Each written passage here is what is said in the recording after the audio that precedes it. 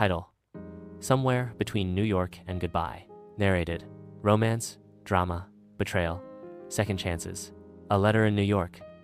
Olivia Moore had lived in New York for 6 years.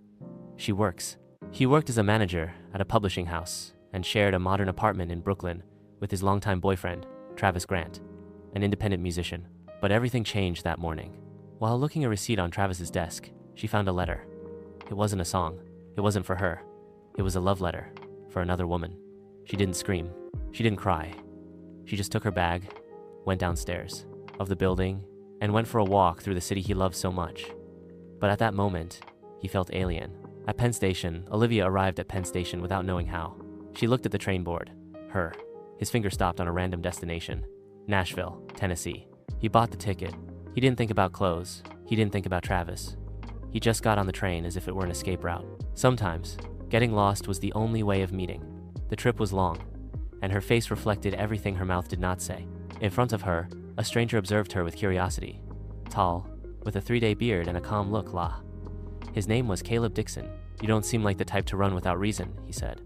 "I don't seem like many things," Olivia replied without looking at him. But something in her tone intrigued Caleb. Nashville and the room. On 207. Arriving in Nashville, Olivia didn't have a plan. She only booked a room at the Bellwood Hotel. One night, maybe 2, but going down to the hotel bar, she ran into Caleb again. He was there, with a guitar beside. "Are you still escaping, or did you already find what you were looking for?" he joked. "I'm just getting some air." "There's too much smoke in New York," she replied with a half smile. That night, they talked for hours. About books, music, favorite cities, wounds that wouldn't heal. When saying goodbye, Caleb gave her a piece of paper. "This is my number, if you decide to stay a little longer." The road in the kiss that wasn't Olivia was going to leave the next day, but something made her dial that number.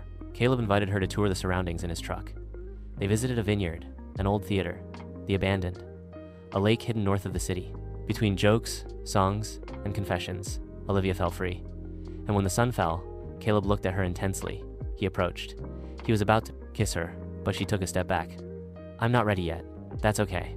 Just don't close the door before you know what's inside." The call. Back at the hotel, Olivia checked her phone for first time in 3 days. Dozens of missed calls. Messages from Travis. Old photos. But one in particular surprised her. It was from Rachel, her friend. "Travis came looking for you. He's desperate. He says he loves you. That it was a mistake. That it was all a misunderstanding." The doubts returned. What if she misinterpreted everything? What if? Olivia went for a walk through the city. Nashville was beautiful, but her heart, it was divided. Rooftop under the rain, Caleb found her on the hotel rooftop. It was raining lightly, but she didn't move. "Are you going back with him?" he asked bluntly. "I don't know. I want to be your escape. I want to be your destiny." Olivia looked at him. She knew Caleb wasn't part of an adventure. He was real. He was a possibility. But she was still broken. "I can't promise you anything, Joe," with the broken voice. "Then promise me one thing," he said, approaching. "Promise me that you will be honest with yourself." And he kissed her. This time, she didn't pull away, return, or advance. Olivia took a bus to New York. "I needed to close the chapter.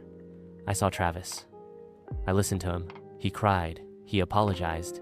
He explained. But something in her no longer connected. He was part of her history, not her future. I don't hate you, Travis, but I don't want to keep riding with you." Epilogue. Somewhere between New York and goodbye.